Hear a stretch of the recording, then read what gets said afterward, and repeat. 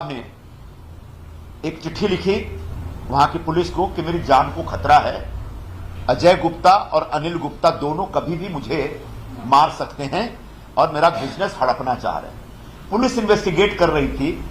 उसी दरमियान 24 मई को जो सतिंदर सहानी है, सरदार जी हैं वो, उन्होंने अपनी बेटी की बिल्डिंग में जाके 8वीं माले से कूदी मार दी, सुसाइड कर दिया। उसने सुसाइड किया। जब उसकी बॉडी बरामद हुई थी उसकी जेब में एक सुसाइड नोट था। उस सुसाइड नोट में अजय गुप्ता और अनिल गुप्ता के बारे में उसने लिखा था। उत्तराखंड की पुलिस ने तत्काल उनको गिरफ्तार किया। अजय गुप्ता और अनिल गुप्ता को दोनों को जेल में डाला। ये एक ही अनिल गुप्ता है इसमें, और ये हैं अजय गुप्ता, जिनको गिरफ्तार किया पुलिस ने, जेल में डाला पुलिस ने। ऐसे टेंटेड किस्म के व्यापारी जिन पर आत्महत्या के लिए उकसाने का आरोप, 420 का मुकदमा, 306 का मुकदमा, 385 का मुकदमा, जान से मारने की धमकी का मुकदमा, बिजनेस हड़पने की धमकी का मुकदमा, इस तरह के केसेस इस व्यक्ति पे लगे हुए हैं। 11 जुलाई के बाद 11 जुलाई को यह आदमी छूट जाता है बेल पर। अब हमारा सवाल श्री उद्धव ठाकरे जी से है, जो आमतौर पर जब भी दिल्ली जाते हैं तो या तो ताज में ठहरते हैं या मौर्या में ठहरते हैं। पहली बार संजय राउत के घर पे ठहरे। अपने आप में उनकी पार्टी में और भारतीय जनता पार्टी में या सरकार में बैठे बहुत सारे लोग, दिल्ली के कई पत्रकारों में भी यह सवाल था कि संजय राउत के घर पे क्यों ठहरे। ठीक है, उनके खासदार हैं, सांसद है, बात समझ में आती है, लेकिन आमतौर पर वो एक अपनी प्राइवेसी रखते हैं। तो क्या संजय राउत के घर पर ये गुप्ता से मिलने के लिए ठहरे थे? क्योंकि ताज या मौर्या में ठहरते पता चल जाता सबको। संजय राउत के घर में इसलिए ठहरने का पर्पस ये भी हो सकता है कि शायद किसी को पता न चले। अब मुद्दा यह है कि इस गुप्ता में से कौन से गुप्ता से मिले? अजय गुप्ता से मिले कि अनिल गुप्ता से मिले? दोनों के दोनों, अनिल गुप्ता उनके बहनों ही हैं, दोनों को दोनों बदनाम कैरेक्टर हैं। मिलने का पर्पस क्या था? क्या बाबा साहनी की आत्महत्या से उद्धव ठाकरे जी का कोई लेना देना है?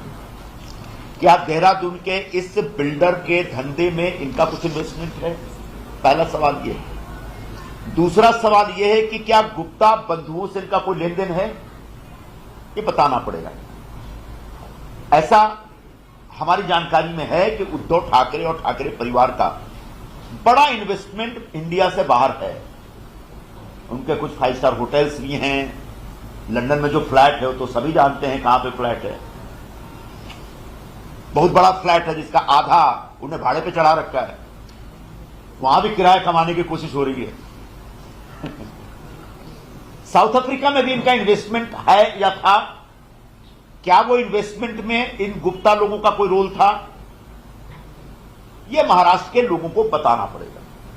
उद्धव ठाकरे महाराष्ट्र के पूर्व मुख्यमंत्री हैं। उद्धव ठाकरे महाराष्ट्र के एक प्रमुख विपक्षी दल के नेता हैं, प्रमुख हैं।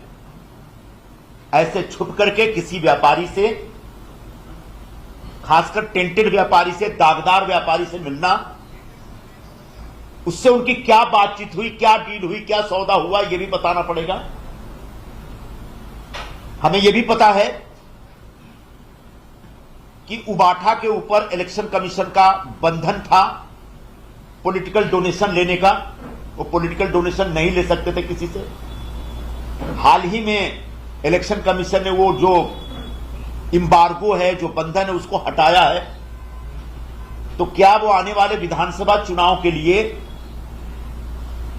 जो फरार गुप्ता परिवार है उससे महाराष्ट्र के विधानसभा चुनाव के लिए फंडिंग लेने की कोई बात कर रहे हैं? संजय राउत साहब बिल्डरों की दलाली के लिए कुख्यात हैं। पतराचाल घोटाले में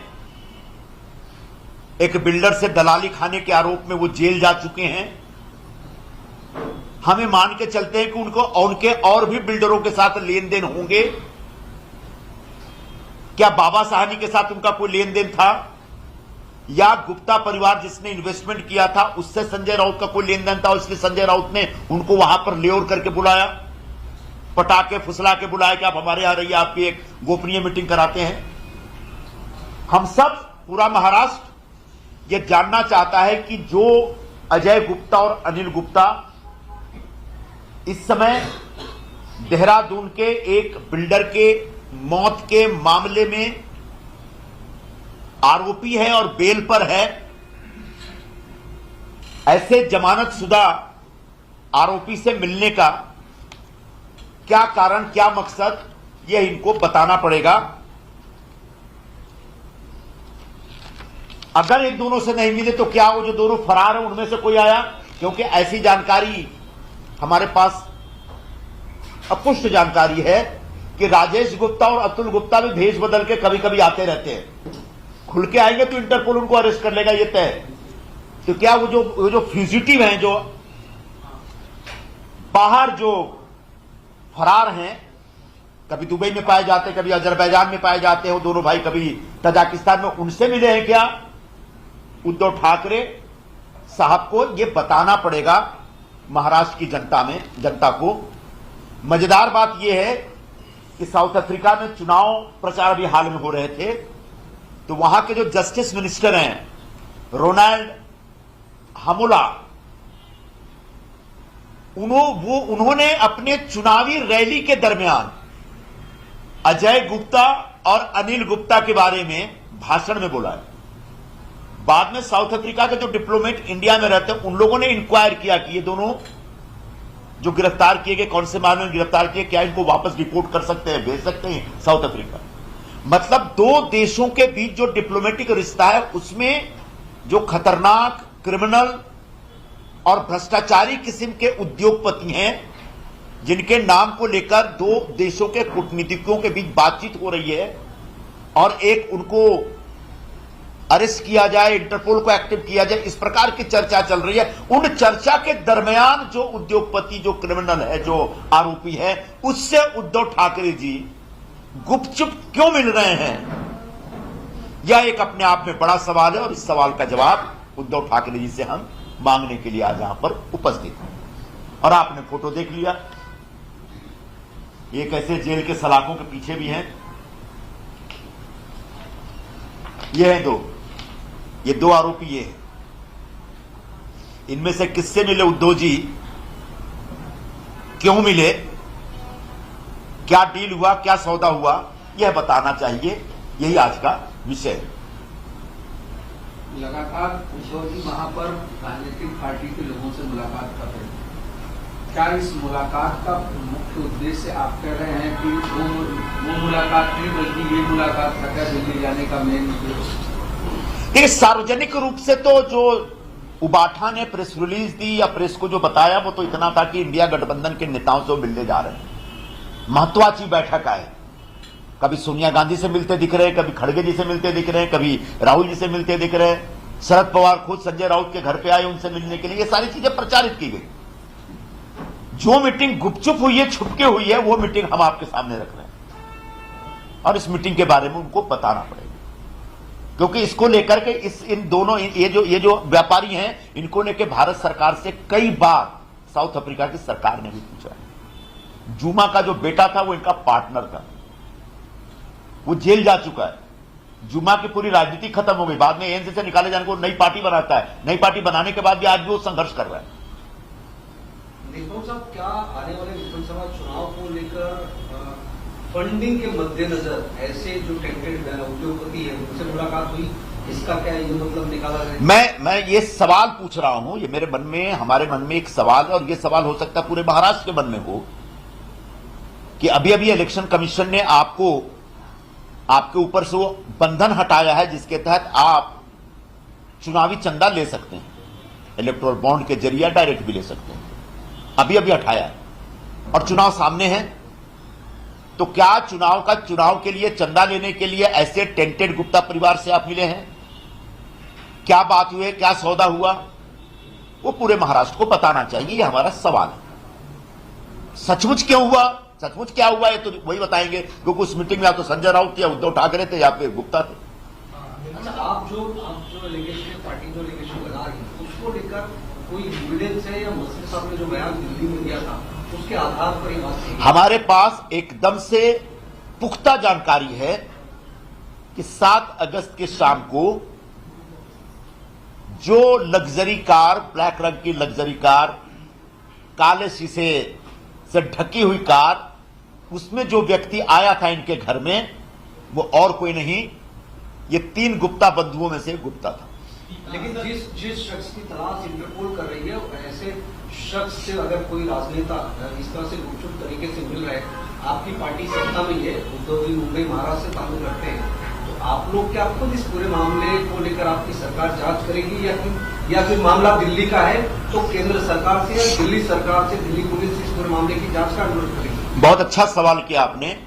ये जो बाबा साहनी जिनने सुसाइड किया है, जिन्होंने 16 मई को देहरादून पुलिस को, दून पुलिस को एक कंप्लेन भेजी 3 गुप्ता परिवार के बारे में, उसने लगभग 1 महीना पहले ईडी को अजय गुप्ता और अनिल गुप्ता के मनी लॉन्ड्रिंग के केसेस के बारे में कंप्लेन भेजी थी। ईडी के पास बाबा साहनी की कंप्लेन पड़ी है और उस कंप्लेन में यही लिखा गया है कि 2 भाई फरार हैं, इंटरपोल उनको ढूंढ रही है।